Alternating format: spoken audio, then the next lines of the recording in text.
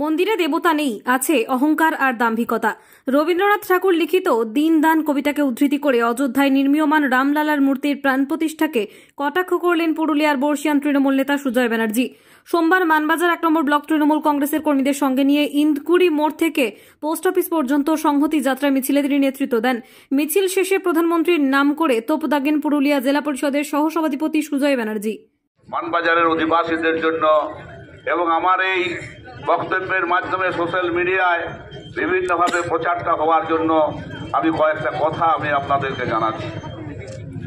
আমাদের এই সংহতি মিছিল তার প্রাক্কালে কতগুলো কথা আছে।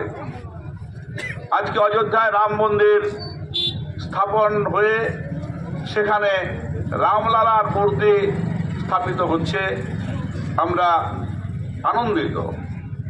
দেবতা নাই যে মন্দিরে শুধু নিজের বাহাদুরি দেখার জন্য ভারতবর্ষের প্রধানমন্ত্রী চ্যালেঞ্জ করিয়াছেন, সেই মন্দিরে প্রাণ থাকিতে পারে না, সেই মন্দিরে দেবতা থাকিতে পারে না।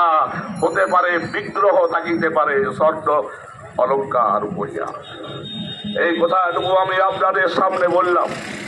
যেভাবে অন্যায়ভাবে এবং বিভিন্নভাবে আমাদের যে ব্যবস্থাপনা, যেটা ধর্মীয় ব্যবস্থাপনা, সেটাকে উল্লঙ্ঘন করে যেভাবে রামলালার মূর্তি জোর করে প্রতিষ্ঠা করলেন এবং রাজনৈতিক চাপ দিয়ে প্রতিষ্ঠিত করলেন সবাইকে, সেটার আমরা তীব্র বিরোধিতা করছি। আমরা রামের বিরোধিতা নয়, রাম আমাদের সবার। আমার ঠাকুমা, আমার মা, আমার বউ, আপনাদের ঠাকুমা, আপনাদের বউ মা, আপনাদের বৌমারা সবাই রামের পূজা করেন। রাম আমাদের ত্রেতা যুগের রাম, রাম আমাদের জানকী বল্লভ রাম, রাম আমাদের ধনুর্ধারী রাম। রামের বিরুদ্ধে বক্তব্য নয় বন্ধু, কিন্তু মোদির এক নায়কতন্ত্রের বিরুদ্ধে আজকের আমাদের এই বক্তব্য। যেটা তিনি করছেন সেটা তিনি নিজের ধ্বংসের জন্য ডেকে আনছেন। এটা রামলালায় নিজে সেটা আগামী দিনে যেভাবে এই অপবিত্র করলে কি হয় জানেন? প্রতিষ্ঠা হচ্ছে, তাদের অঙ্গ হচ্ছে উপরের ঘর, তার উপর যে ঝান্ডাটা থেকে ফ্ল্যাগটা, সেইটা এটাকে বুঝতে হয়। আজকে অনেক সারা ভারতবর্ষে যারা একদিন রাম মন্দিরকে প্রতিষ্ঠিত করার জন্য কোন আন্দোলন করেছিল, যারা একদিন রাম মন্দিরকে প্রতিষ্ঠা দেওয়ার জন্য হাইকোর্ট সুপ্রিম কোর্টে লড়াই করেছিল, যারা একদিন বাবরি মসজিদ ভেঙে মাথায় করে ইট নিয়ে গিয়ে রাম মন্দির প্রতিষ্ঠার জন্য ব্যবহৃত করেছিল, তাদের অনেক সাধুরা, অনেক সাধারণ মানুষরা আজকে চিন্তা করে বলছে, এ কি হলো আমাদের? কেন ঠিক মতো আইন মেনে রামলালার মূর্তি প্রতিষ্ঠিত হলো না? কি সেই কাণ্ড? সেই কাণ্ডটা হচ্ছে একটাই, যে আজকে দিনটা 22শে জানুয়ারি, সাধু সামন্তদের জিজ্ঞাসা করা হলো একটা ভালো দিন দেখে দাও। এই দিনটা কিসের দিন জানেন? এটা মন্দির প্রতিষ্ঠার দিন নয়, এটা শত্রু বিনাশের দিন। আজকের এই শত্রু বিনাশের দিনে শত্রুটাকে, কার শত্রু? রামলালার কোনো শত্রু নাই। শত্রুটা কার?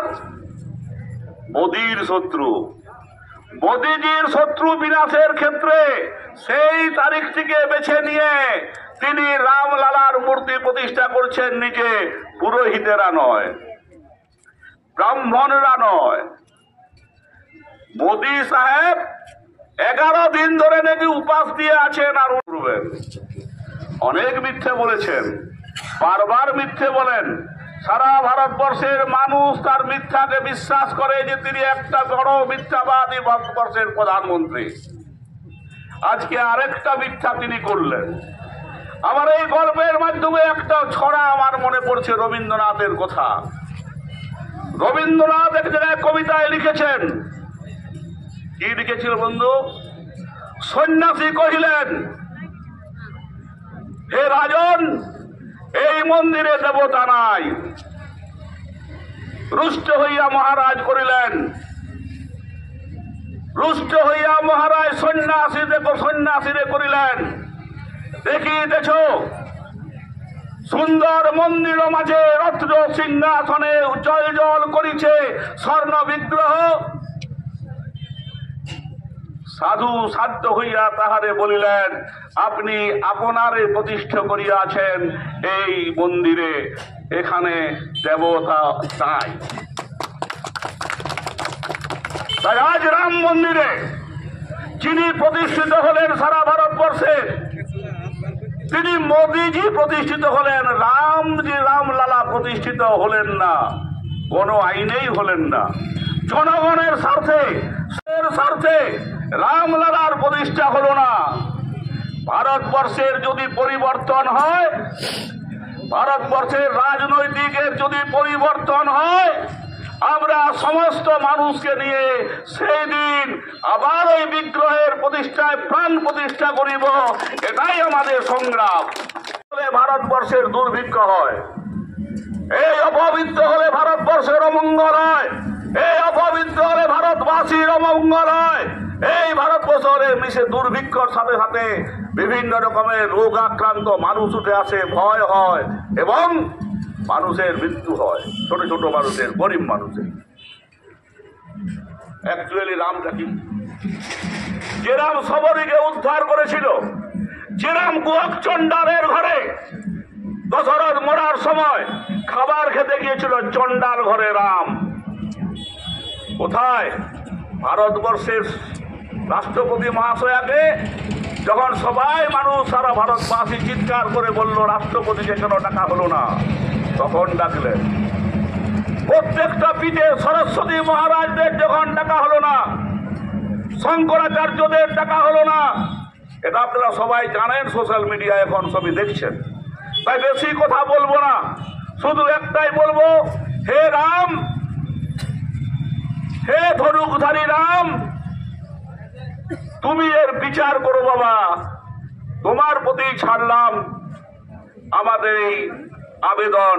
সবাইকে ধন্যবাদ জানিয়ে আমি আমার বক্তব্য শেষ করছি। জয় হিন্দ, বন্দে মাতরম। মমতা ব্যানার্জি জিন্দাবাদ, তৃণমূল কংগ্রেস জিন্দাবাদ। Bureau report, Bengal views.